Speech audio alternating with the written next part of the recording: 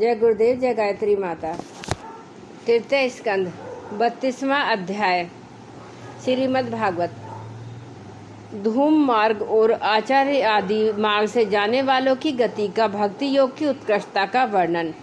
श्री कपिल देव जी कहते हैं, माता जी, जो पुरुष घर में रहकर सका भाव से गृहस्थ के धर्मों का पालन करता है और उनके फलस्वरूप अर्थ एवं काम का भोग करके फिर उन्हीं का अनुष्ठान करता रहता है, वह तरह तरह की कामनाओं से मोहित हो रहने के कारण भगवत धर्मों में विमुख हो जाता है और यज्ञों द्वारा श्रद्धा पूर्वक देवता या पितरों की ही आराधना करता रहता है। उसकी बुद्धि उसी प्रकार की श्रद्धा से युक्त रहती है। देवता और पितृ ही उसके उपास्य रहते हैं। अतः वे चंद्रलोक में जाकर उनके साथ सोमपान करता है और फिर पुण्य क्षीण होने पर इसी लोक में लौट आता है। जिस समय प्रलय काल में शेष साई भगवान शेष शैया शयन करते हैं, उस समय सकाम गृहस्थ आश्रमों को प्राप्त होने वाले ये सब लोग भी लीन हो जाते हैं। जो विवेकी पुरुष अपने धर्मों का अर्थ और भोग विलास के लिए ही उपयोग नहीं करते, बल्कि भगवान की प्रसन्नता के लिए ही उनका पालन करते हैं, वे अनासक्त, प्रशांत, सुधिचित, निर्वर्ती, धर्मपरायण, ममता रहित और अहंकार शून्य पुरुष सर्वधर्म पालन रूप सत्वगण के द्वारा सर्वथा शुद्धचित हो जाते हैं। वे अंत में सूर्य मार्ग के द्वारा सर्वव्यापी पूर्ण पुरुष श्री हरि को ही प्राप्त होते हैं, जो कार्य कारण रूप जगत के नियंता, संसार के उपादान कारण और उसकी उत्पत्ति, पालन एवं संहार करने वाले हैं। जो लोग परमात्मा दृष्टि से हिरण्यगर्भ की उपासना करते हैं, वे दो परार्ध में होने वाले ब्रह्मा जी के प्रलय पर्यंत उनके सत्यलोक में ही रहते हैं। जिस समय देवता आदि श्रेष्ठ ब्रह्मा जी अपने द्वैपर काल के अधिकारों को भोगकर पृथ्वी, जल, अग्नि, वायु, आकाश, मन, इंद्रिय, उनके विषय शब्द आदि और अहंकार आदि के सहित संपूर्ण विश्व का संहार करने की इच्छा से त्रिगुणात्मी प्रकृति के साथ एक रूप होकर निर्विशेष परमात्मा में लीन हो जाते हैं, उस समय प्राण और मन को जीते हुए वे विरक्त योगी गण भी देह त्याग कर उन भगवान श्री ब्रह्मा जी में ही प्रवेश करते हैं और फिर उन्हीं के साथ परमानंद रूप पुराण पुरुष पर ब्रह्म में लीन हो जाते हैं। इससे पहले वे भगवान में लीन नहीं हुए हैं, क्योंकि अब तक उनमें अहंकार शेष था। इसलिए माता जी, अब तुम भी अत्यंत भक्ति भाव से उन श्री हरि की ही चरण शरण में जाओ। समस्त प्राणियों का हृदय कमल ही उनका मंदिर है और तुमने भी मुझसे उनका प्रभाव सुन ही लिया है। वेद गर्भ ब्रह्मा जी जब समस्त स्थावर जगम प्राणियों के आदिकरण हैं, मरीचि आदि ऋषियों, योगेश्वरों, सनकादियों को योग प्रवर्तक सिद्धों के सहित निष्काम कर्म के द्वारा आदि पुरुष श्रेष्ठ सगुण ब्रह्म को प्राप्त होकर भी भेद दृष्टि और कर्तव्य अभिमान के कारण भगवत इच्छा से जब सकाल के उपस्थित होता है, तब काल रूप ईश्वर की प्रेरणा से गुणों में शोभ होने पर फिर पूर्वत प्रकट हो जाते हैं। इसी प्रकार पूर्वोक्त ऋषिगण भी अपने अपने कर्मानुसार ब्रह्मलोक के ऐश्वर्य को भोग कर भगवत इच्छा से गुणों से शोभ होने पर पुनः इस लोक में आ जाते हैं।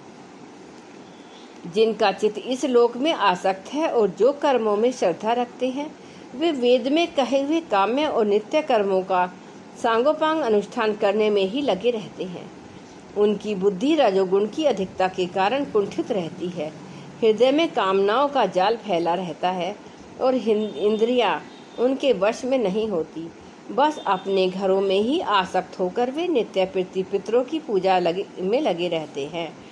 ये लोग अर्थ, धर्म और काम के ही परायण होते हैं। इसलिए जिनके महान पराक्रम अत्यंत कीर्तनीय हैं, उन भयवारी श्री मधुसूदन भगवान की कथा वार्ताओं से तो वे विमुख ही रहते हैं। हाय विष्ठा भोजी, कुकर, सूकर आदि जीवों के विष्ठा चाहने के समान जो मनुष्य भगवत कथा अमृत को छोड़कर निंदित विषय वार्ताओं को सुनते हैं, वे तो अवश्य ही विधाता के मारे हुए हैं। उनका बड़ा ही मंदभाग्य है।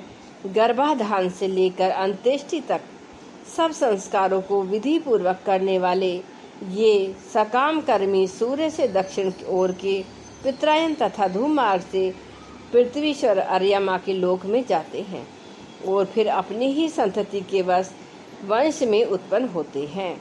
माताजी पितृलोक के भोग लेने पर जब उनके पुण्य क्षीण हो जाते हैं तब देवता लोग उन्हें वहाँ के ऐश्वर्य से अलग कर देते हैं और फिर उन्हें विवश होकर तुरंत ही इस लोक में गिरना पड़ता है। इसलिए माताजी जिनके चरण कमल सदा भजने योग्य हैं, उन भगवान का तुम उन्हीं के गुणों का आश्रय लेने वाली भक्ति के द्वारा सब प्रकार से मन, वाणी और शरीर से भजन करो। भगवान वासुदेव के प्रति किया हुआ भक्ति योग तुरंत ही संसार से वैराग्य और ब्रह्म साक्षात्कार रूप ज्ञान की प्राप्ति करा देता है।